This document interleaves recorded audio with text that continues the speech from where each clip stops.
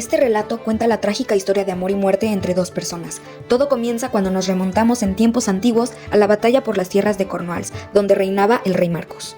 Al saber que los enemigos de Marcos declararon la guerra, el rey Rivalén de Leonís no dudó ni un solo segundo en cruzar las turbulentas aguas del mar para ir en su ayuda.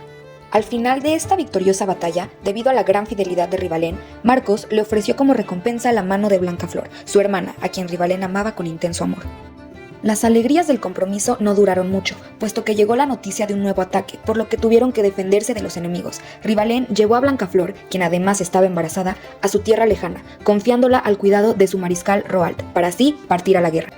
Tras enterarse de la muerte del rey Rivalén, Blancaflor se sumió en una tristeza tan profunda, sus miembros se debilitaron hasta quedar inútiles, y días después, en su lecho de muerte, al dar a luz, alzó al niño y le dijo: Hijo mío, durante mucho tiempo he deseado tenerte. Ahora estoy viendo a la más hermosa criatura que haya nacido de mujer. Triste te doy a luz y triste es la primera caricia que te hago. Por tu causa tengo una enorme tristeza que me matará. Y como has venido al mundo con tristeza, te llamarás Tristán. Dichas estas palabras, la reina finalmente falleció. El leal Roald tuvo que huir con el huérfano, pues los enemigos ya estaban rodeando el castillo. Así, lo hizo pasar por su hijo y lo educó entre los suyos hasta que fuera seguro de devolverle su linaje. Me haré cargo de tu enseñanza. Tendrás todos los conocimientos que necesita un caballero, tanto en armas como en artes.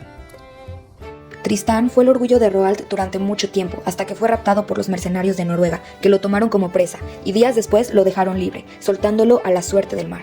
La marea lo arrastró y llegó a tierras desconocidas para él, a las tierras de Cornwalls, en donde el rey Marcos se llenó de emoción pues los unía la sangre. El rey Marcos vio en los ojos de Tristán los del valiente Rivalén y la hermosa Blancaflor. Tristán volvió a Leonís para recuperar su trono, y cuando volvió a Cornwalls, el Morholt de Irlanda estaba aterrorizando a los aldeanos. Quiero 300 doncellas y 300 niños por un impuesto ancestral.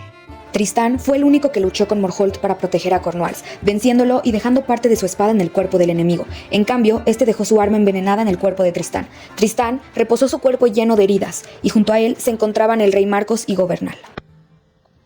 Llevadme a una barca, querido Governal. Ya he sido salvado anteriormente por las aguas del mar y quizás esta vez tendré la misma suerte.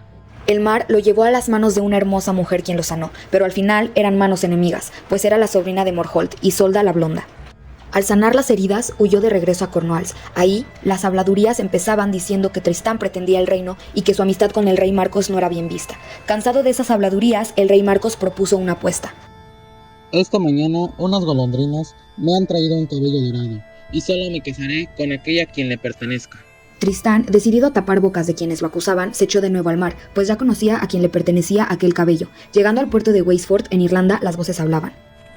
Dicen que quien se deshaga de aquel dragón maléfico, sin dejar un solo hueso de existencia, ganará la mano de Isolda, la hija del rey. Seré yo el valiente responsable de la muerte de aquel dragón. Tristán no lo dudó ni un segundo, y tras subir el camino que le habían indicado, lo intentó atacar con su espada. Al final, por el veneno, no aguantó mucho y cayó vencido. Isolda, poco convencida, decidió ir a la escena, donde descubrió que el verdadero caballero estaba tirado al borde de la muerte. Lo llevó a su habitación, en donde lo curó del veneno. En ese momento no reconoció el rostro de Tristán como el asesino de su tío. Sin embargo, reconoció su espada, a la cual le faltaba un pequeño trozo que encajaba perfectamente con el que había encontrado en el cuerpo de su tío Morholt muerto. Con una rabia intensa, Isolda tomó la espada culpable de la muerte de su tío y trató de darle el mismo final a Tristán. Al no tener cómo defenderse, Tristán solo pudo hablar, convenciéndola de su valor y contándole la razón de su actuar. Esto enterneció el corazón de la princesa. Ante toda la corte de Weisford apareció Tristán y prometió en voz alta que llevaría a la princesa Isolda hasta brazos del rey Marcos. Al enterarse Isolda la Blonda, que en realidad estaba siendo entregada al rey Marcos y no a Tristán, se sintió traicionada. Previendo la gran tristeza de su hija, la reina preparó una poción mágica en secreto y se la dio a Branheim, sirvienta y amiga de la princesa. Cuando mi hija Isolda y el rey Marcos beban esta poción, quedarán profundamente enamorados. Así mi hija no será desdichada. En el barco camino a Cornwalls, mientras Branheim dormía, Tristán y Isolda tragaron el líquido por error, quedando completamente enamorados hasta el fin de los tiempos, donde se entregaron uno al otro, traicionando por siempre la lealtad del rey Marcos.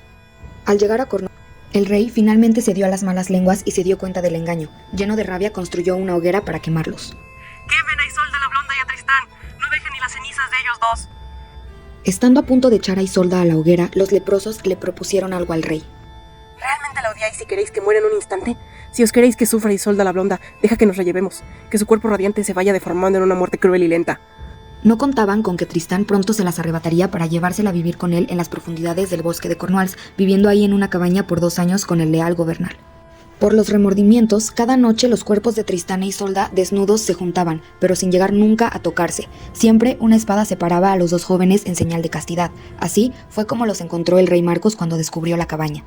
Regresaron a Cornualles y por pedido del reino, Tristán fue exiliado, al igual que pidieron que a Isolda la Blonda le realizaran un juicio de hierro rojo. En este juicio, si Isolda dice la verdad, al tomar el hierro al rojo vivo, su mano quedará intacta. Ante esto, Isolda envía un mensaje a Tristán, quien todavía no se marchaba de Cornualles.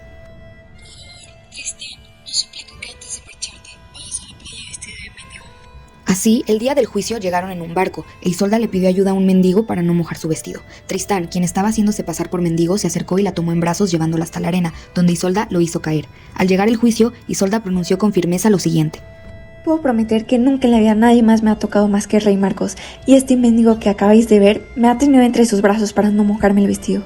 Dicho y hecho, el hierro a rojo vivo fue como agua en las manos de Isolda, recuperando así la confianza del rey Marcos. Tristán decidió que era momento de alejarse para no causar más desgracias, y los amantes se separaron por primera vez. Tristán recorrió varios lugares hasta llegar a Bretaña, donde aceptó la mano de Isolda de las blancas manos, una ironía de la vida. En el mismo momento en que aceptó, se arrepintió, pero Tristán tuvo que luchar para proteger su nuevo reino, donde de nuevo entró veneno en sus venas. Sin embargo, esta vez ya no había remedio posible. En su lecho de muerte, le confiesa su tortura al hermano de Isolda, la de las blancas manos, quien ahora era su amigo, y entonces Tristán le hizo una sola petición. Tenéis que hacerme ver a Isolda la Blonda antes de morir. Os concederé tu deseo con gusto. Si vuelvo con ella, alzaré velas blancas en mi barco, y si no puedo hacerlo, las velas serán negras. Al llegar el barco con Isolda la Blonda alzando las velas blancas, la otra Isolda de las blancas manos, se llenó de furia, y entonces le dijo a Tristán. Es una pena para mí deciros que el barco viene alzando velas negras. En ese momento su cuerpo murió, y al entrar Isolda la Blonda a la habitación sintió el calor de Tristán, y con él un recuerdo de aquel amor. Al tocarlo, se tumbó sobre el cuerpo muerto de Tristán para morir ella también.